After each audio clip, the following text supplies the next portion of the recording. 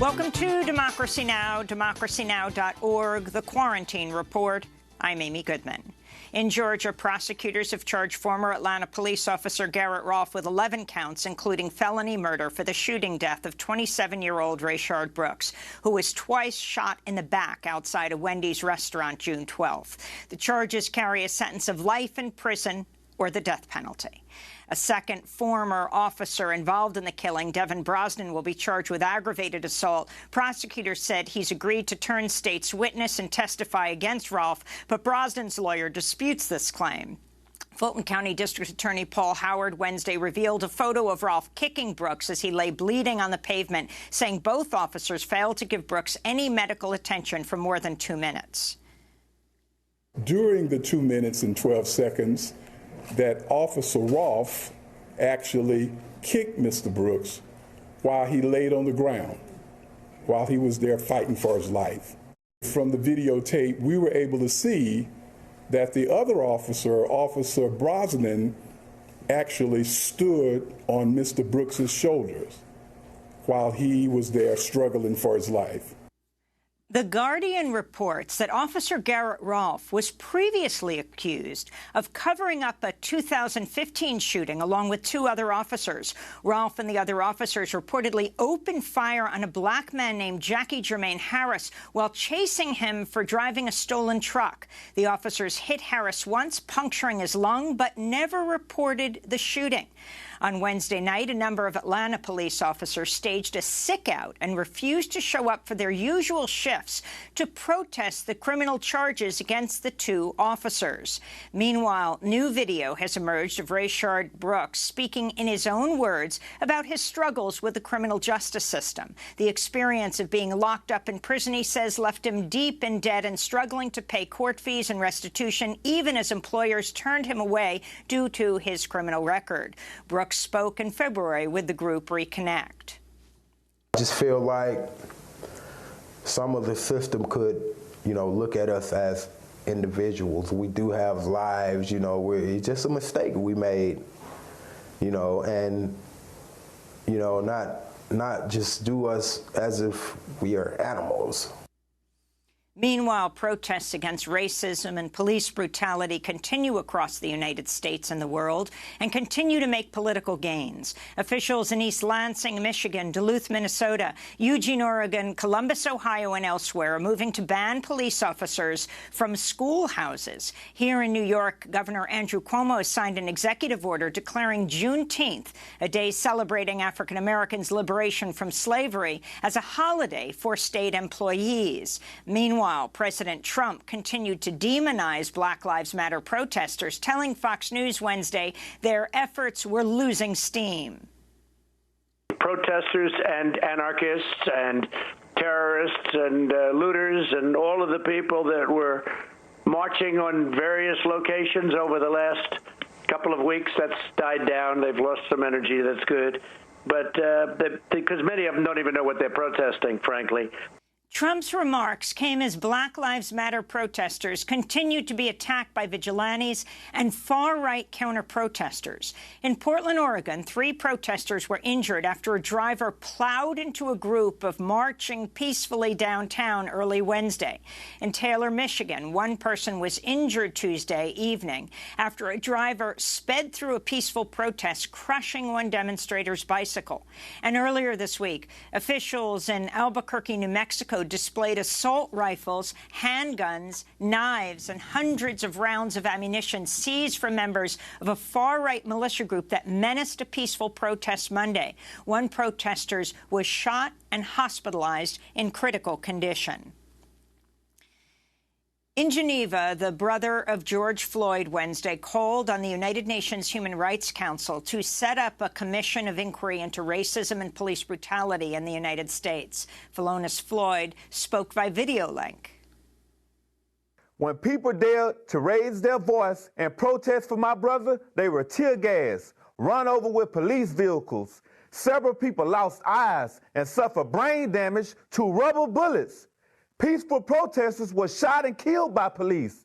Journalists were beaten and blinded when they tried to show the world the brutality happening at the protests. When people raise their voices to protest the treatment of black people in America, they are silenced, they are shot and killed.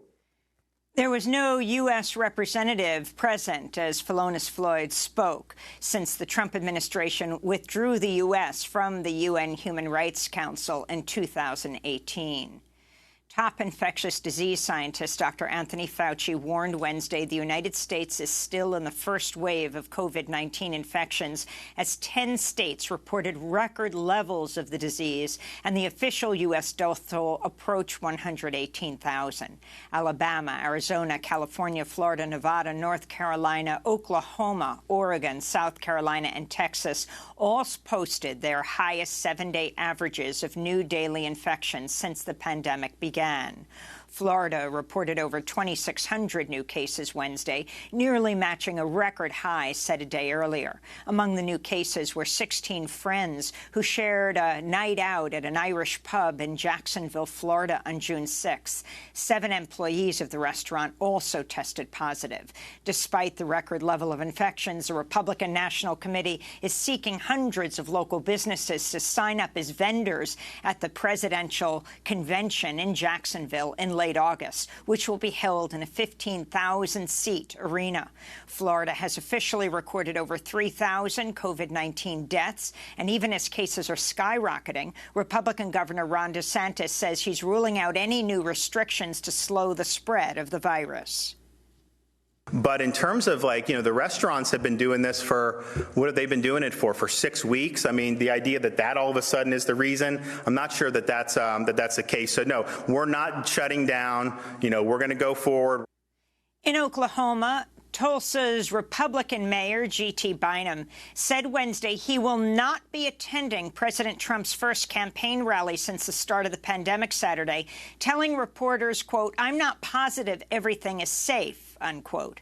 19,000 people are expected to pack an arena for Trump's rally, and city officials say they're expecting up to 100,000 Trump supporters to descend on Tulsa for the president's visit, while the Trump campaign is demanding that the attendees sign a waiver to absolve them of responsibility in case they get COVID-19. They are not requiring that attendees wear masks.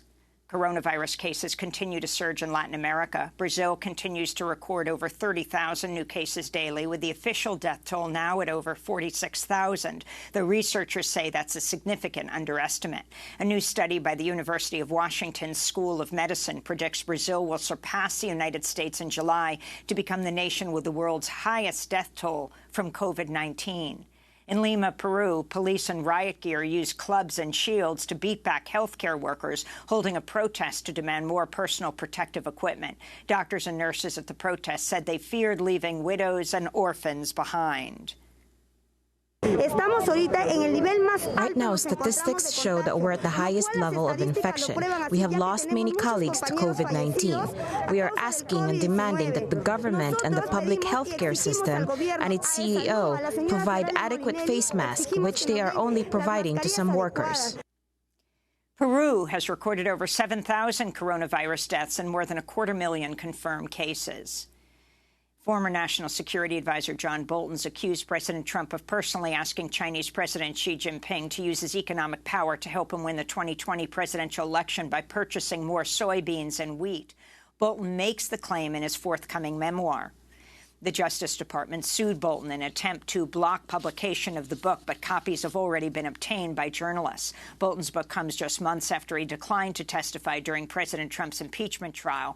In the book, he faults Democrats for focusing on Trump's dealings with Ukraine, saying Trump was willing to halt criminal investigations for, quote, dictators he liked, citing China and Turkey as two examples. Bolton also writes Trump privately called for the execution of journalists who do not reveal their sources, reportedly saying, quote, these people should be executed, they're scumbags, unquote.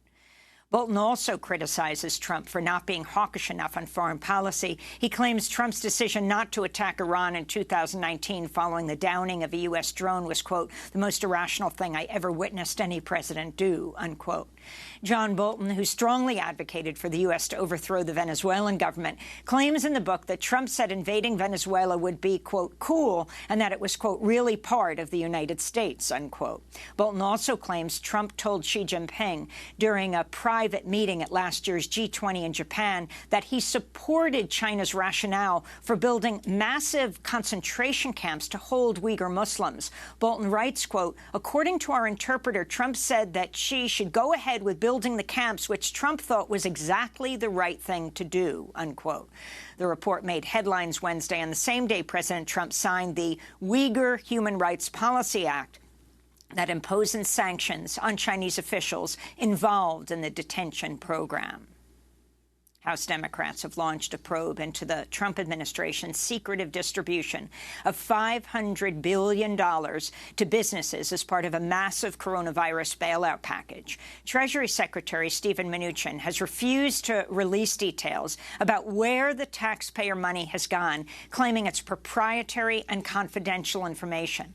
At least 4 members of Congress benefited directly from the program, including 2 Republicans, Congressmembers Roger Williams of Texas and Vicky Hartzler of Missouri, who both opposed a bill to force the Small Business Association to disclose details on all loans over $2 million.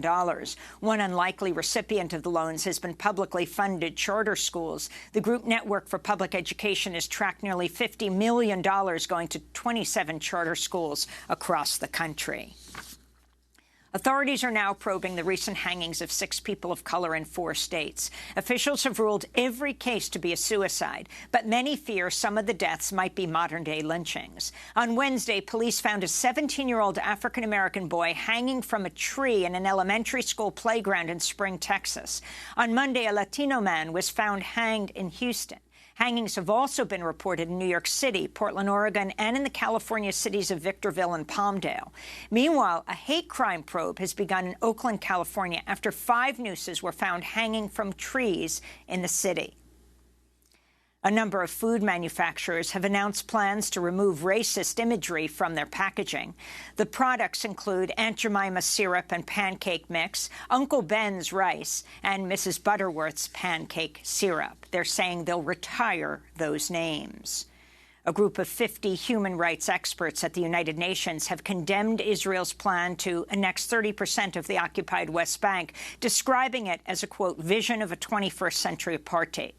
This comes just days after a group of more than 400 Jewish and Israel studies academics announced the annexation. In a letter, the academics write, quote, under these conditions, annexation of Palestinian territories will cement into place an anti-democratic system of separate and unequal law and systematic discrimination against the Palestinian population, unquote.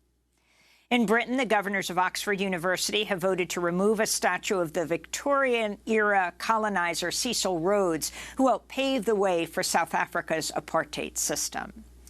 And Move 9-member Delbert Africa has died at the age of 74, just months after being released from prison after serving 42 years locked up. He was arrested in Philadelphia with 8 others following a 1978 police raid on the House of Move, a radical anti-police brutality and largely African-American organization. During his arrest, Philadelphia police officers were filmed repeatedly kicking him in the head as he lay on the ground. Video of the beating was aired across the country. And those are some of the headlines. This is Democracy Now!, democracynow.org, The Quarantine Report. I'm Amy Goodman in New York City with Nermeen Sheikh, who is broadcasting from her home. Hi, Nermeen. Good morning, Amy, and welcome to our listeners and viewers around the country and around the world.